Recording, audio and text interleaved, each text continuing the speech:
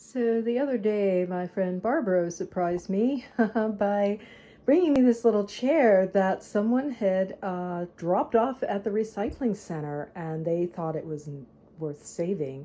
It's definitely worth saving.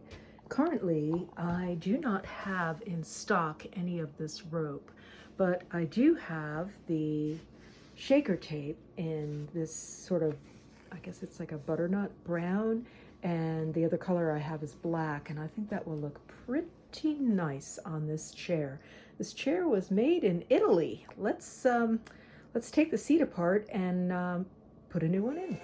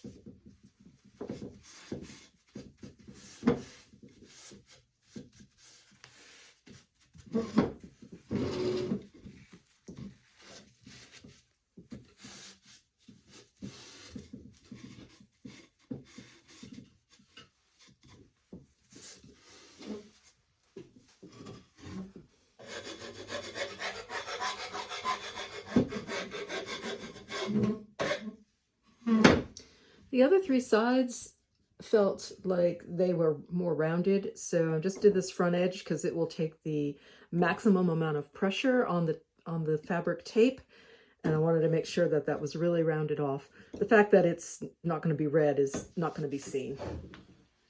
However, just to be sure that it doesn't show up as something strange, I'm just going to hit the edge with the red marker, blend it in.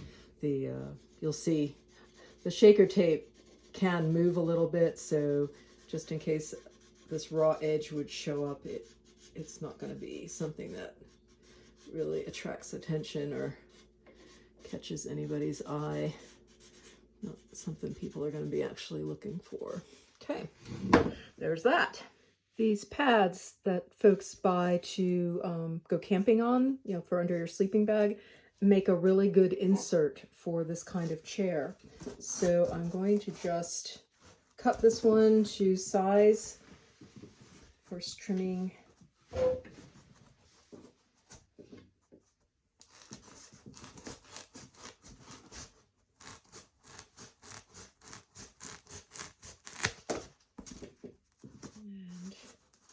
And just do my back.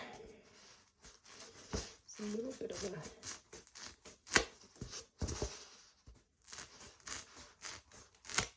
taper there. So that's good. That will fit inside. You'll see how it works in just a few minutes.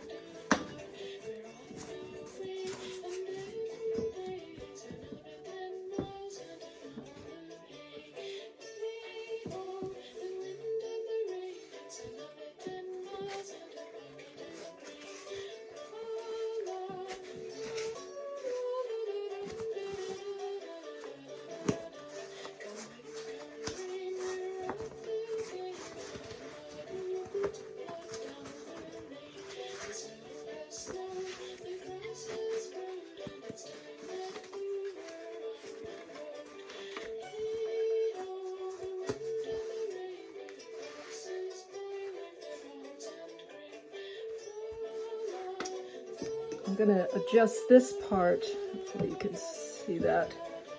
Oops, turn it around. I'm going to adjust this part this way by just feeding the tape all the way around, because this end right here is just a little bit shorter than it needs to be.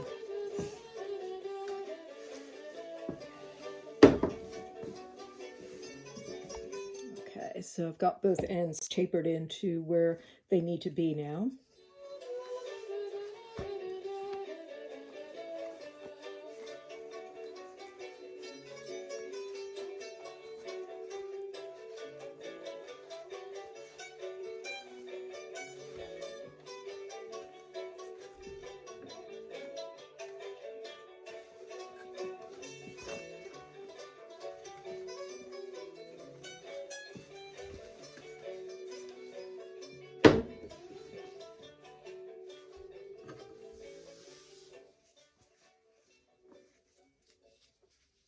It gets all twisted, but you just untwist and keep going.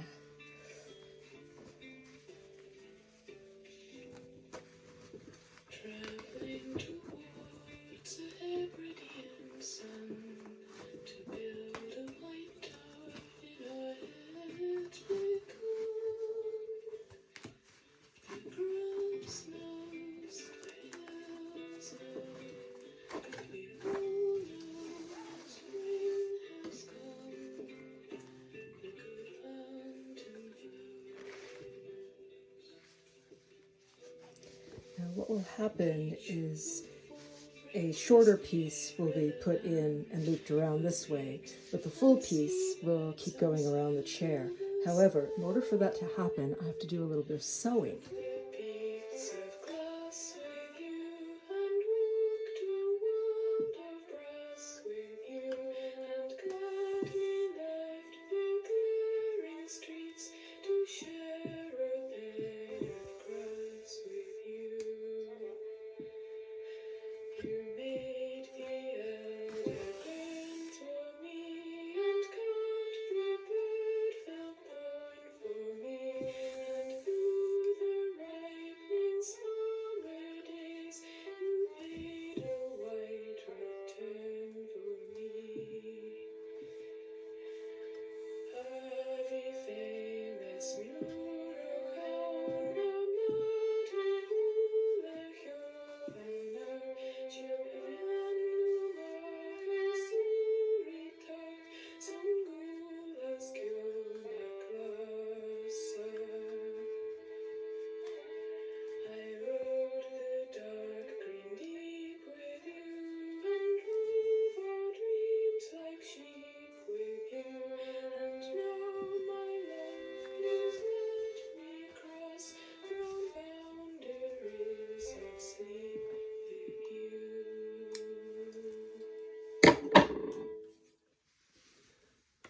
Hopefully you all are seeing this.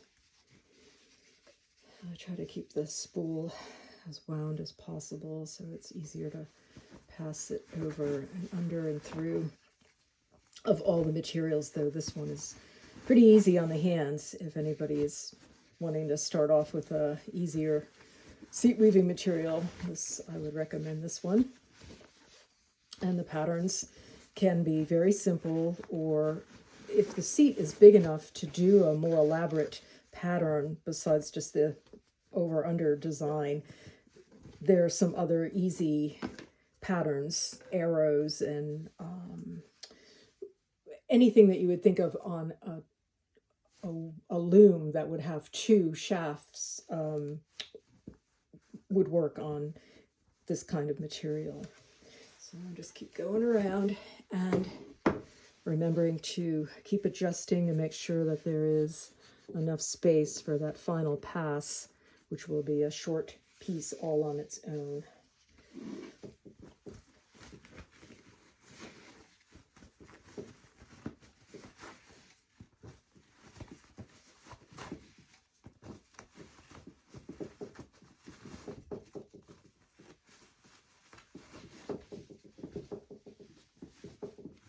And then just to keep checking to make sure, because the way it comes off the little spool, it will flip and twist, and so it's important to keep feeling it and making sure that everything is laying flat. I'm going to keep going on this, and I'll catch you when I get closer to the end of the seat. Okay, coming around for the final pass. Well, 2 passes actually, and it's nice at the end. There's less material, and that's good because the weave gets tighter and tighter the closer to the end you get. The other thing to notice on this, and I don't think I mentioned it earlier, normally these chairs, whether it's, you know, this checkerboard tabby pattern or some other pattern, they're done in 2 colors, and you would do the darker color running front to back because this main front edge will be the edge that's going to get the most action on it, you know, the most dirty clothes brushing up against it, or, you know, whatever happens to chairs, you know, when people are using them or little kids are on them and whatever. So use whatever colors you choose, put the darker color from front to back to take advantage of showing less dirt.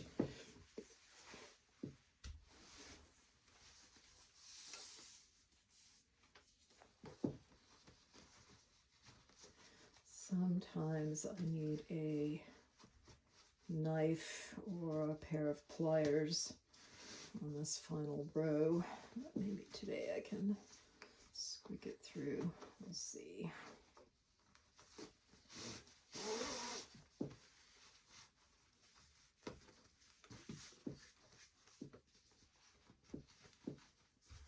That's right there by the edge.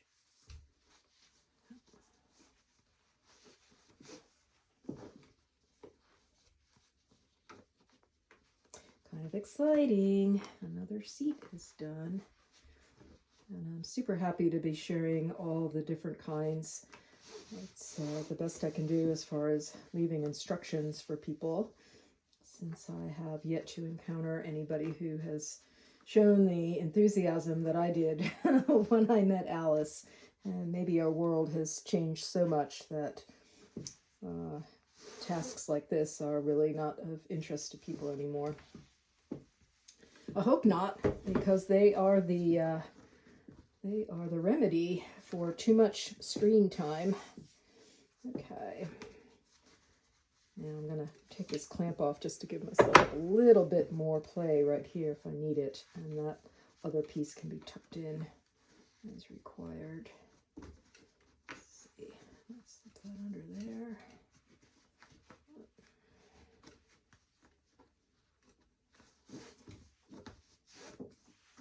Let's see. What would look good? One more, I think. One more.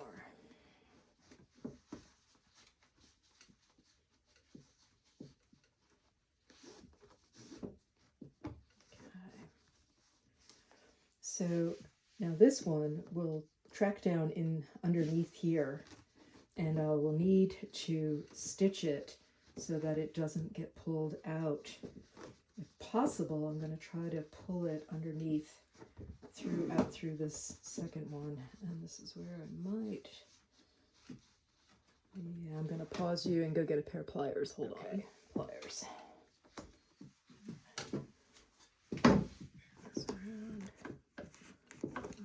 Feeling it.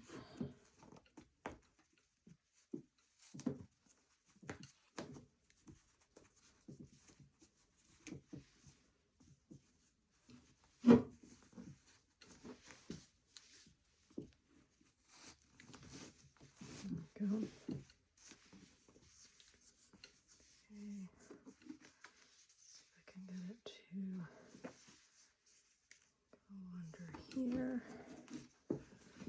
So, because the further I trace this underneath before I stitch it down, the better it actually is. As chairs are being used, the weaving will loosen a little bit. The nice thing about this is it's sewn, so it can always be made a little bit firmer. Okay, so that's perfect, because now I can loop it underneath this one.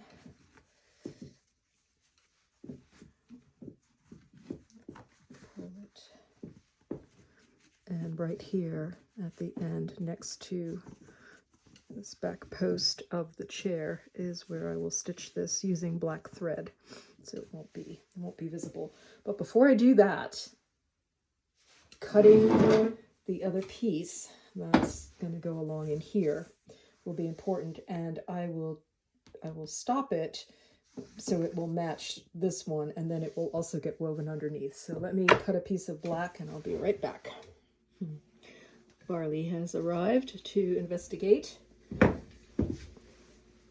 So now, get these here, a short piece.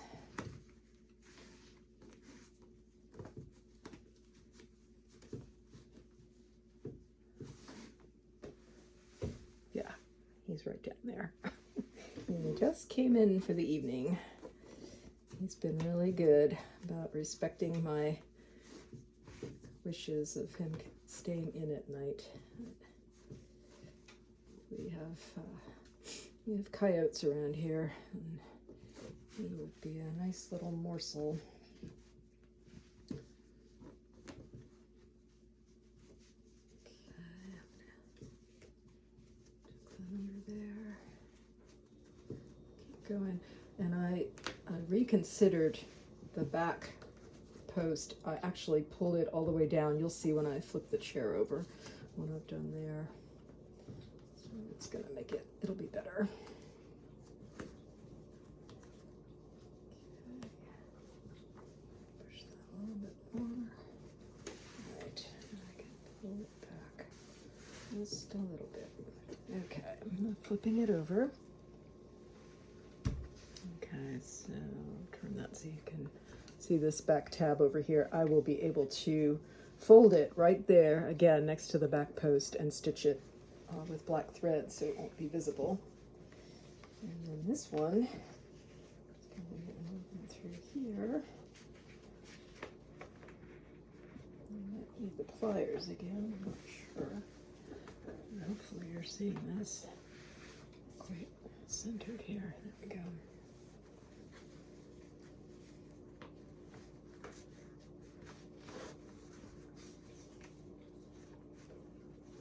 Definitely need pliers.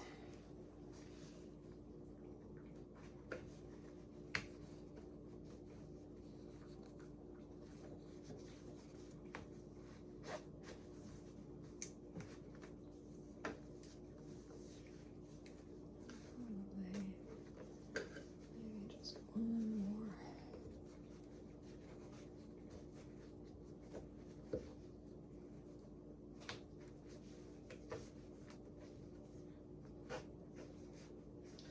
So some people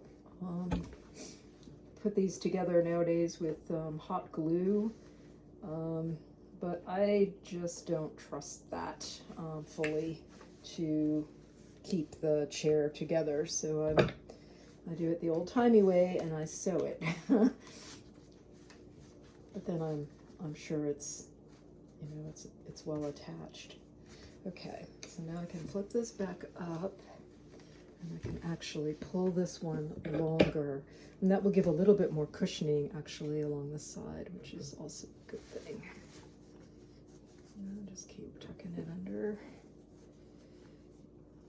I may have cut it just a smidge too long, but not by much.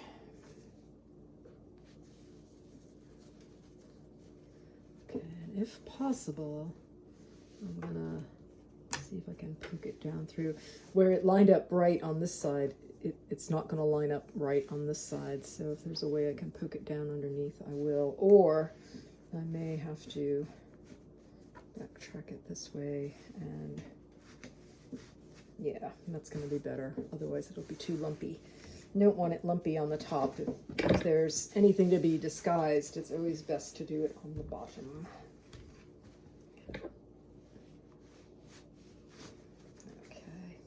I can pull it through one more time, and then I'll pull it through here, and then let me get set up with the thread, and I'll show you the sewing. So now, just making a couple of passes on here, right at the edge, using the pliers to just get it to poke through a little bit. And material is very stout. Hard to get a needle through it on this funny angle anyway.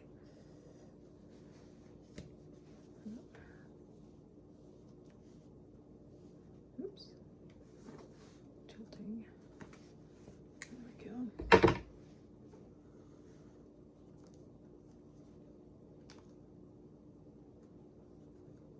And maybe once more. Oops. There we go. All right, and then I'll just make a little knot right there, and this part here, the extra piece, I'll just very carefully cut that off right there, and that disguises that. Okay, let me make a knot here, and then I'm gonna stitch this one down in the same way. Hold on. Okay, so now I just want to get this one here tacked down, and I'm not quite sure which way to hold the chair. So y'all can see, and I can see what I'm doing. It's sort of complicated. The chair rung's in the way.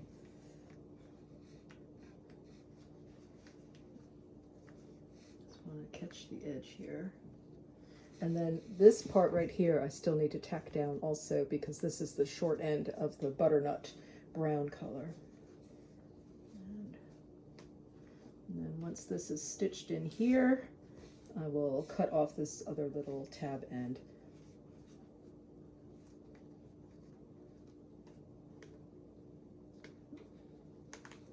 Definitely need pliers. This is too. Next time, try to remember to grab my thimble.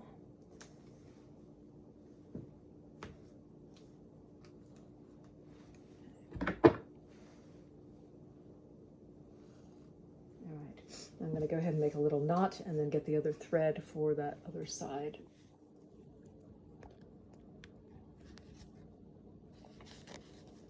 So I tacked it with one color thread just to kind of hold it in place, and then the actual knot is there. And that's what it looks like in the back corner. All right, let's flip this over and straighten up the rows. Okay, so I'm just shifting the tape a little bit, kind of bring the butternut color closer to the front to give it a little bit more space so it lays a little flatter, and the chair feels good. It's got cushion, it's got a little bit of give, but it's really a nice stout seat. The other amazing thing about shaker tape, and this is the ingenuity of the shakers, this tape could be, you know, on a chair for years and years, get faded and worn. It could be unstitched from the chair, washed, and then the chair could be rewoven with the same tape with the other side up. And I know this to be the case because I did a chair for a client where the tape that she had on the chair was no longer available, and it wasn't a plain one like this. It actually had a pattern to it. She took it off the chair herself and washed it, and then brought the material in the chair to me, and I rewove the seat with the same material, just other side up. So I will see you all this evening by the wood stove for the next chapters in Original Wisdom, and this is a really good chapter, so I look forward to sharing it with you a little bit later. Till then.